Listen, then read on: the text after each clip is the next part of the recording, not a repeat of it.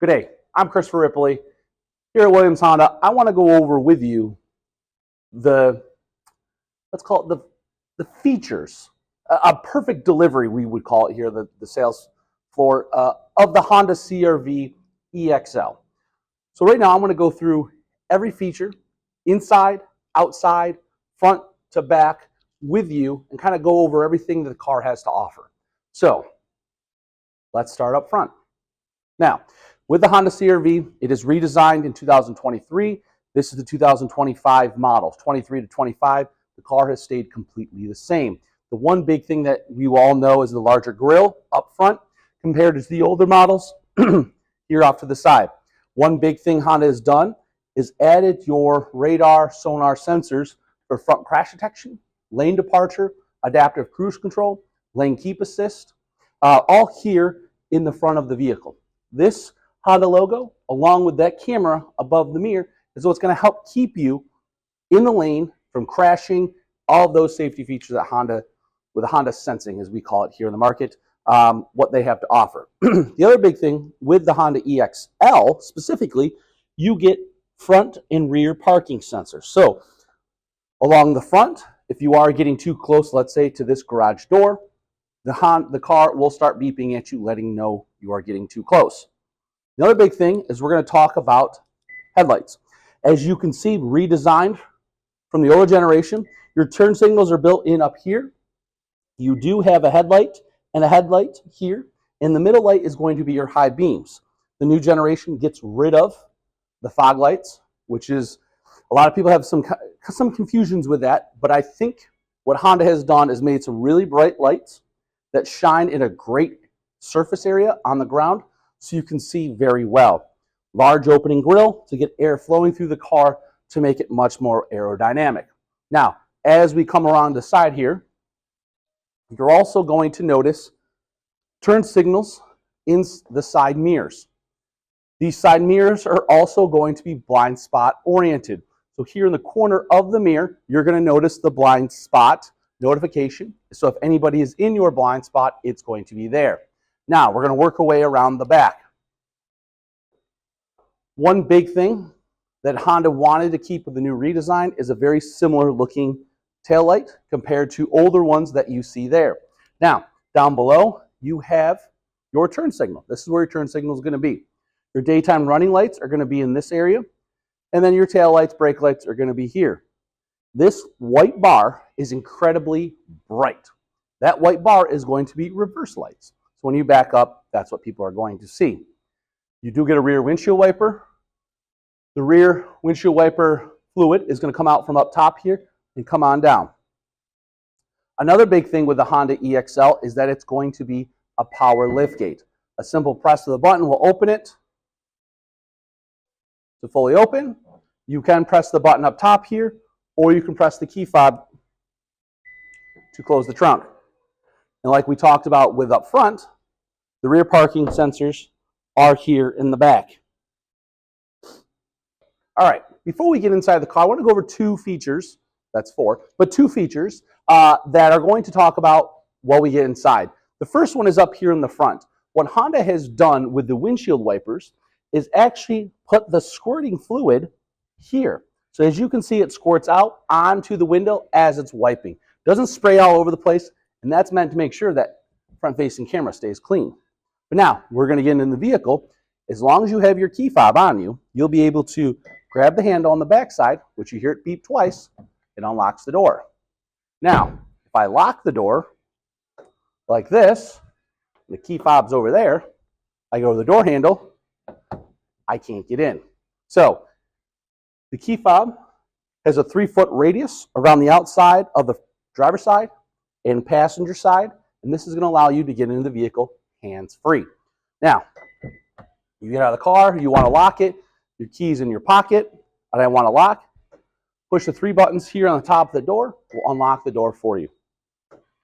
It's locked. Now, it's locked, I can't get in, but let's hop inside. We're inside the vehicle, so what I want to go over with you is starting the vehicle.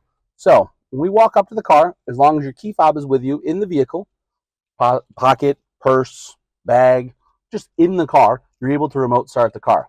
with your foot on the pedal, you're going to be able to press the engine start stop button here on the back side.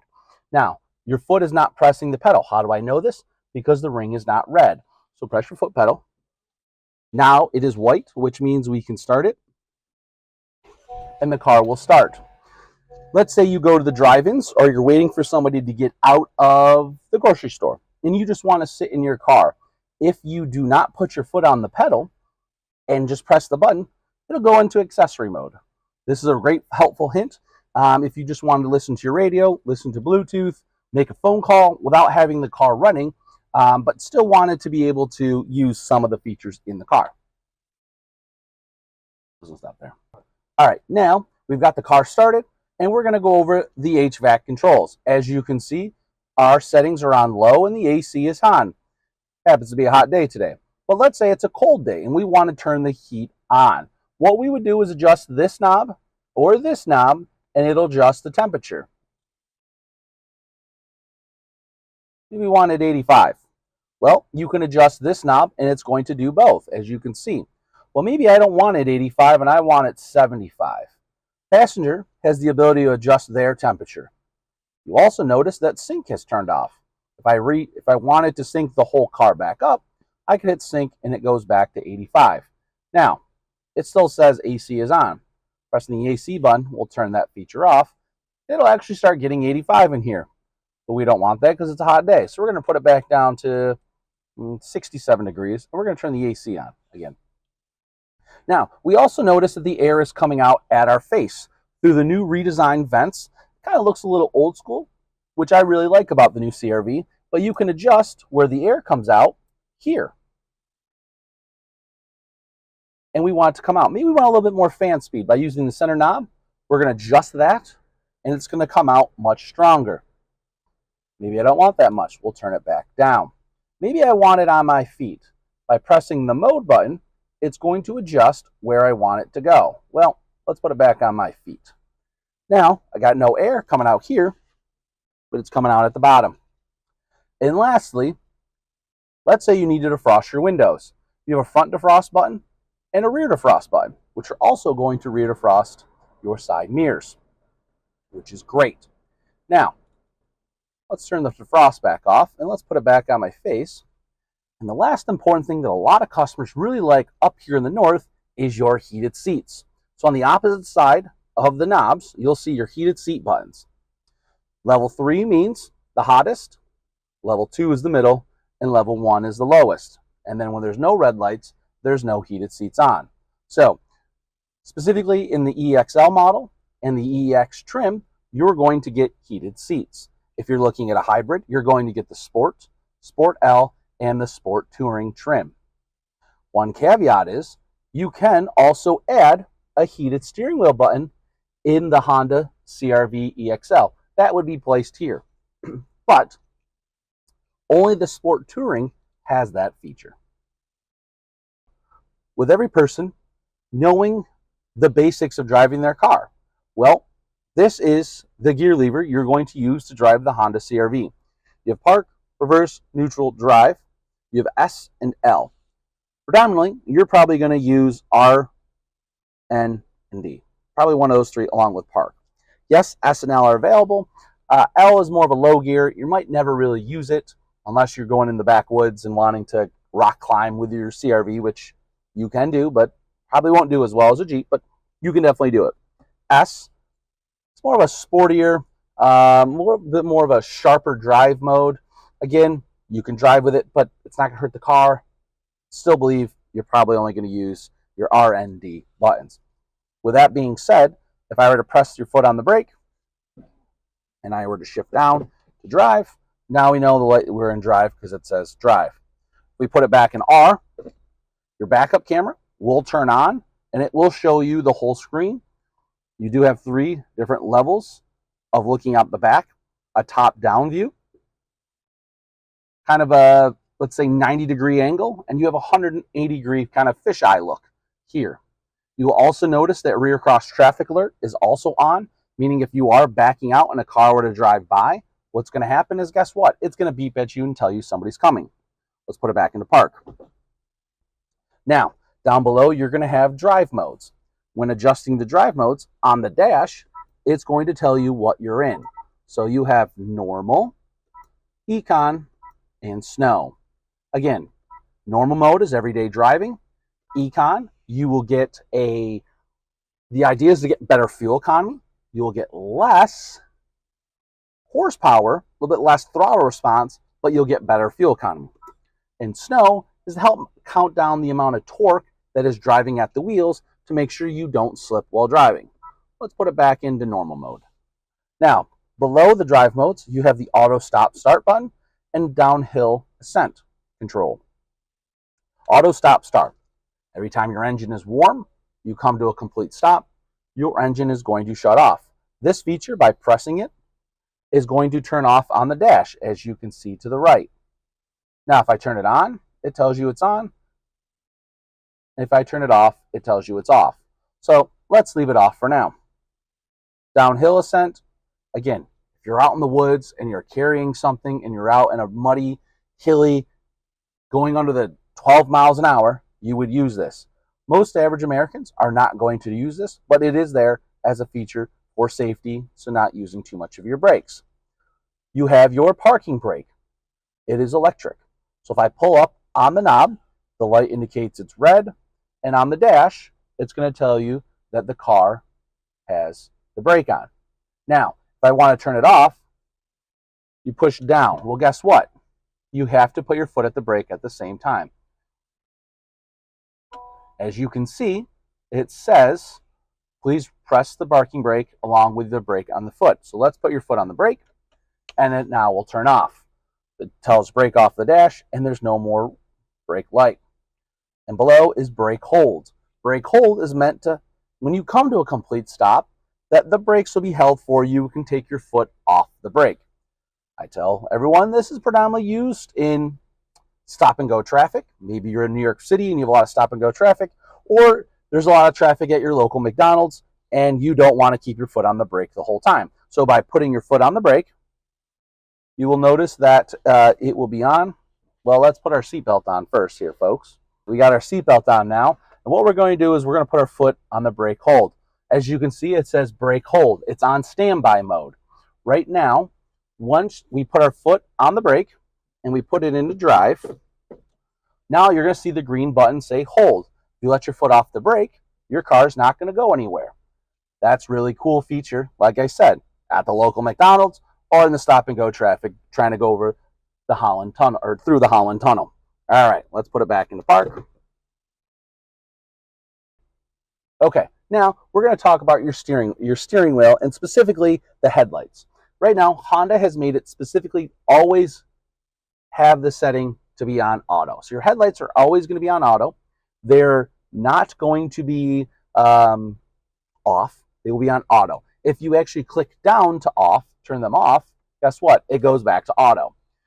So they'll automatically turn on and off for you. If you click up one, those are your kind of parking lights, daytime running lights. If you click up once more, your headlights will be turned on. You push the stick forward, those will turn on your high beams. We know this because it tells us here on the dash. So let's turn our high beams off by pulling the stick towards us. And guess what? You just see your headlights are on. Now, if you click them all the way up back to auto, perfect. Your headlights are not on. Now, we talked about outside with the windshield wipers and the new way of squirting the windshield wiper fluid. Well, a simple pull of the knob is going to use your windshield wipers. If you want to use the rear windshield wipers, you're going to click down or click all the way up. At the end of both segments, you'll have the ability to squirt through the rear windshield washer fluid. Now, you have one click down as your intermittent, which you can adjust speeds here. So fastest, slowest. You have low, continuously low speed, and then you have continuously high speed. Or the simple just clean of the mist at the top. Rear has your off, your intermittent, and then your continuously on. So, however you feel comfortable with your windshield wipers driving, just know pulling towards you for rear squirts and squirting down for the rear squirts. All right, now let's talk about the steering wheel. Here on the steering wheel, this button is going to be used to turn on your cruise control. As you can tell right above the word normal, it tells us that our cruise control is on. Off, now on. Now, to set our cruise control, what we're going to do is we're going to, once you get up to the speed you want, you're going to press down. Guess what? You will have to put the car in drive, actually, and then hit a speed that you want to go. The lowest minimum cruise control speed you can set is 25 miles an hour. After that, it go up to whatever speed you want, but 25 is the lowest. If you want to cancel the cruise control you're at, and then you want to resume in a short time after, click up, and it'll resume back to what you were doing. Increase speed, decrease speed. So if you're at 55 and want to change down to 50, you can press down and it'll adjust that speed. Going from 50 back to 55, you can press up to adjust the speed. Now, with Honda, you have adaptive cruise control, which that little indicator tells us that we have. Now, if I were to press this button here and I press and hold, it'll actually adjust back to regular cruise control. So what we're all used to driving at since the beginning of cruise control is when you set it at a speed, let's say 55 miles an hour, you did 55 miles an hour until you hit the brakes or you crashed. Well, guess what? You can still have that in this car. So again, you're still going to resume the exact way you want to by pressing down and up. That's all the same. You can still cancel if you want to or press the brake.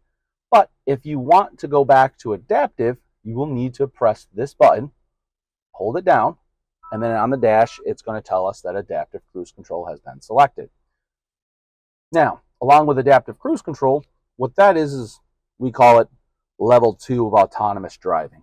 This is going to slow you down and speed you back up if anything's in front of you.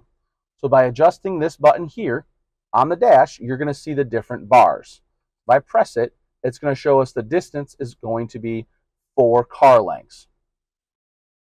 Now, maybe I want it not at 4 car lengths, I want it at 2 car lengths.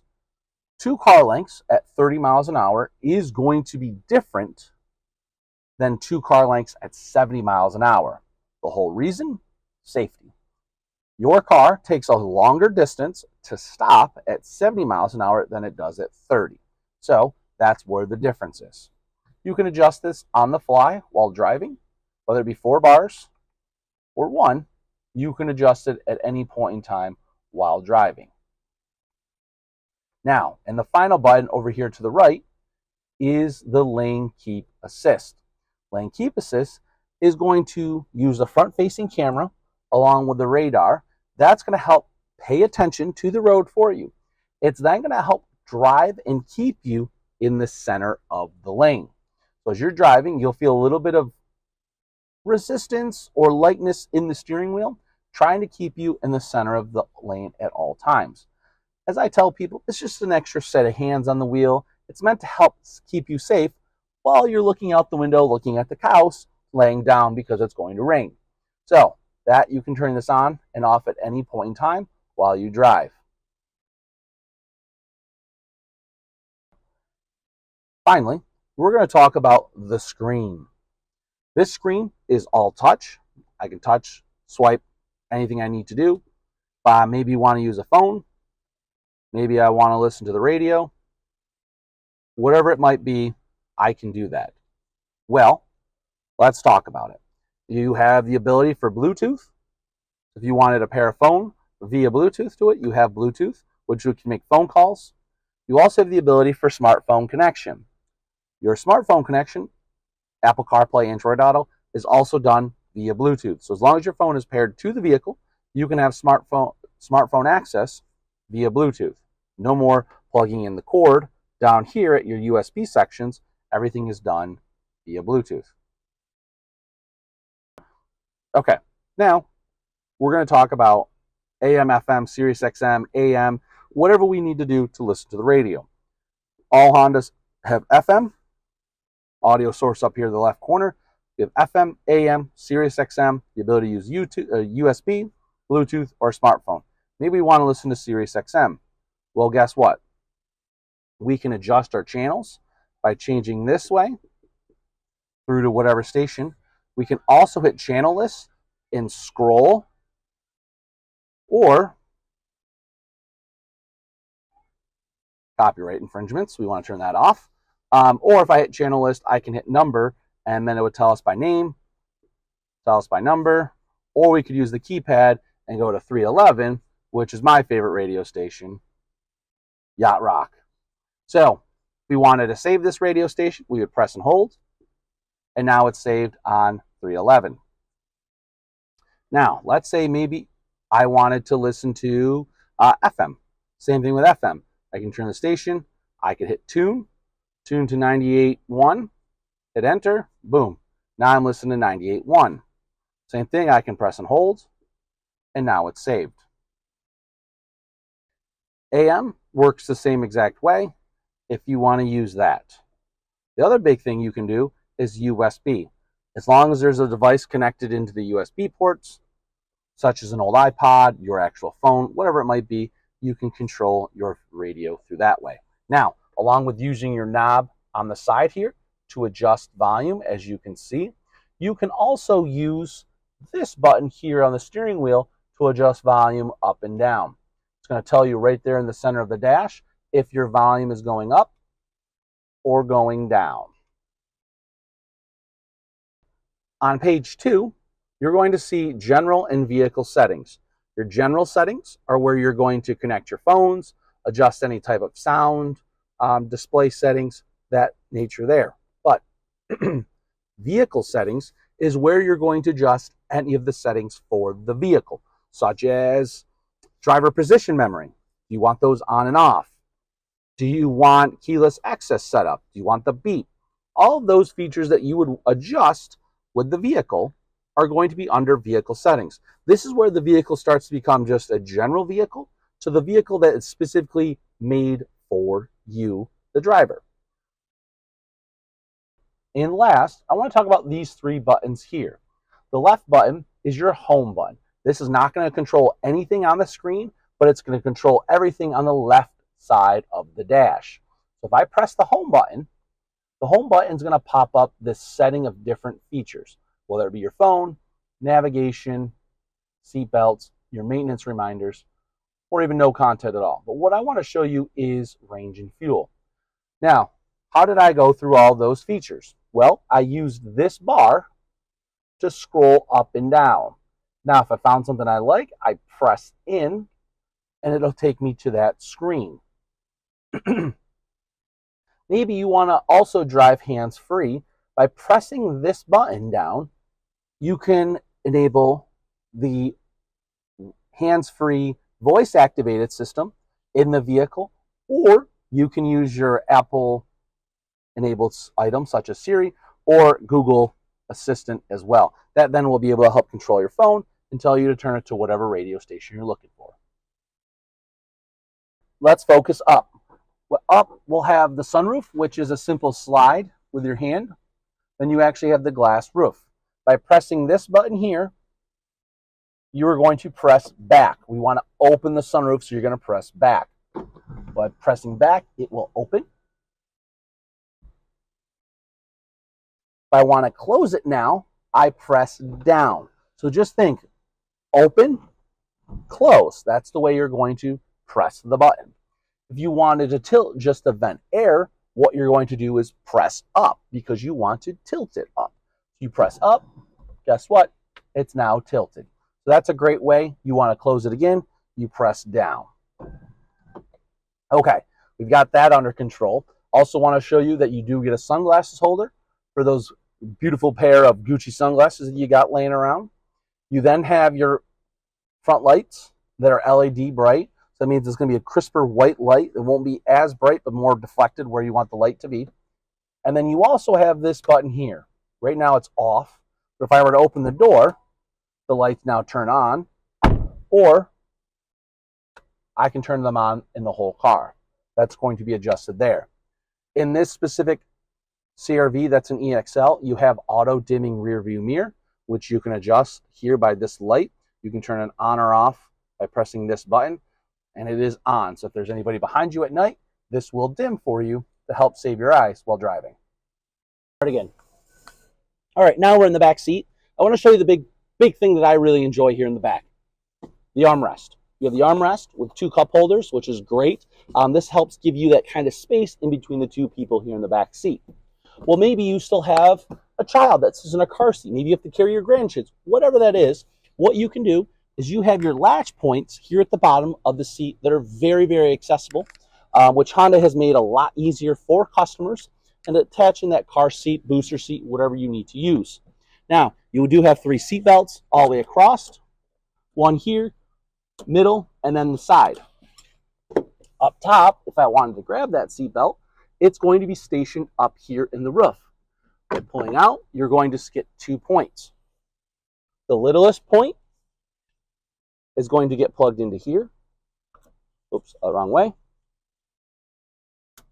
See it latch? I can't pull out. And then you've got your center seat belt for you, which is great. If you want to retract that seat belt,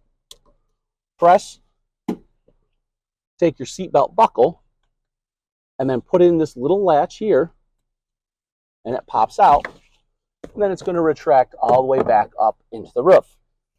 You will see also 2 USB-C ports here in the center, along with some air vents for the people riding here in the back. The back door also has another door cup holder, your windows up and down, and then your door handle. And the last thing I want to talk about is the trunk. Here in the trunk, you're going to notice the space. 2 LED lights here light it up so you can see very well. You have these 2 little hooks on both sides. That's so your groceries don't roll around. This specific car does come with floor mats. They're not in yet, but we're going to put those off to the side. You also have the floor. The floor is adjustable. As you can see, it's flat all the way across. If I pick it up, I can then also slide it down lower, which then gives me a good solid 3 to 4 inches of extra depth in the vehicle. You got the side rails to make sure stuff doesn't fly around. But what's below this is what's important. You get a spare tire with your tools for this Honda CR-V EXL, EX, and LX model. Hybrids do not come with a spare tire. Now, what is also important is that let's say you do run out of gas. You're going to need this funnel. Using this funnel, you're going to have to insert the funnel into the gas tank to pour your gas. Because of the new capless system that Honda uses, you can't just shove anything in there like you do at the gas station. For it to actually work, you will have to use this. But as you can also tell, it's a simple press of the button will open and close the gas tank door. That easy.